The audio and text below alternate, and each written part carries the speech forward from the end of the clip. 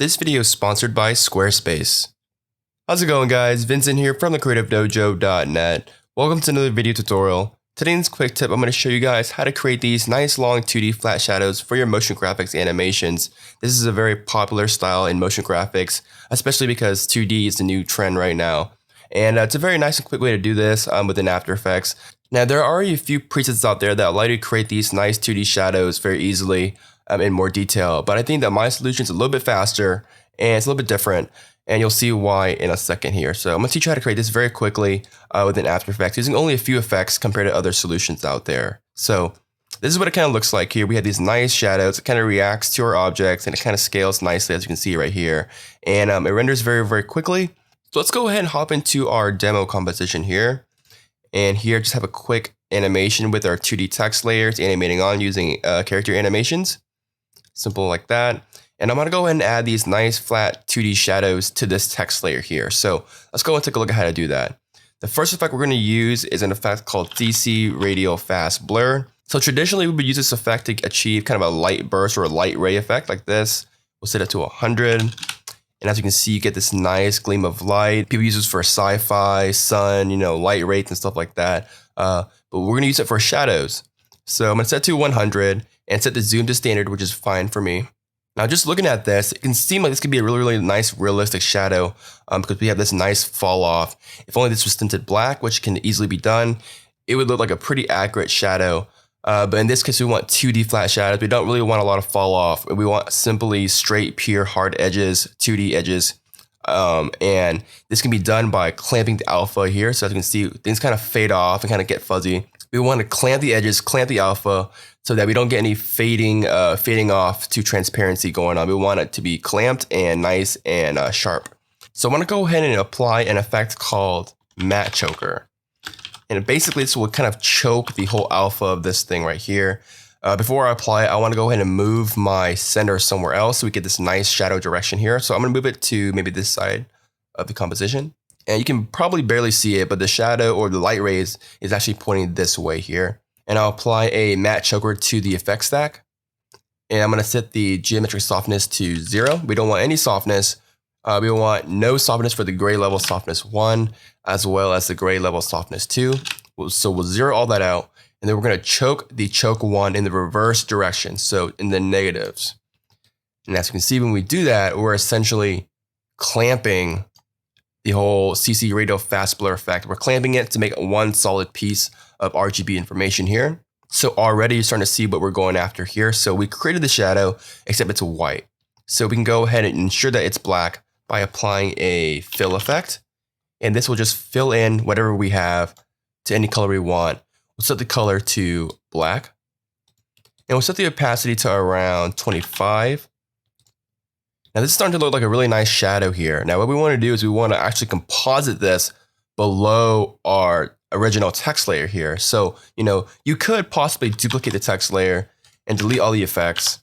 That way you have the text layer above the shadow. But this is not a very clean solution, and we want to keep things very minimal and very simple as much as possible. And we can do this all within one layer by using an effect called the CC composite effect. So what we have here is a shadow.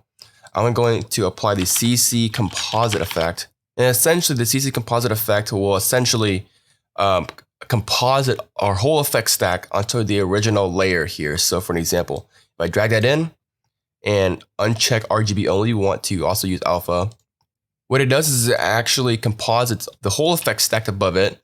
It'll composite it on top of the original text layer. So the text layer is just the text layer by itself. It's going to composite on top of that.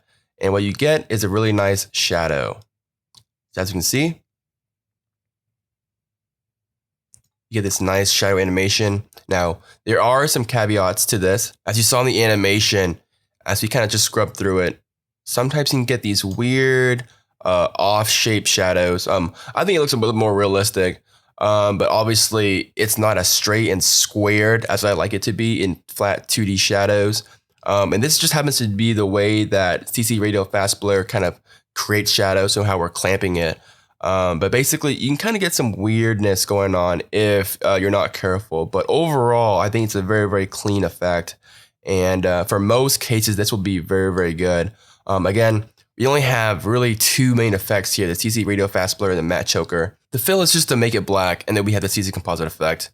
This solution is a lot faster and a lot less tedious than some other solutions that use a lot of effects, a lot of effect stacks, and a lot of parameters. This is just a nice, clean, quick way to achieve these nice flat shadows. In a lot of other presets, things are a lot more straight. For an example, if I just move this to the side here, usually the shadows would be very, very straight from this edge down, and from this edge down, and from this edge down. Things are very parallel to each other. But since the CC Radio Fast Blur creates a more of a realistic fall off, you get this kind of more organic kind of shadow fall off. So kind of like this nice spread. Usually other solutions don't really give you that spread. And that can be a pro and con. Sometimes I want a spread, sometimes I don't.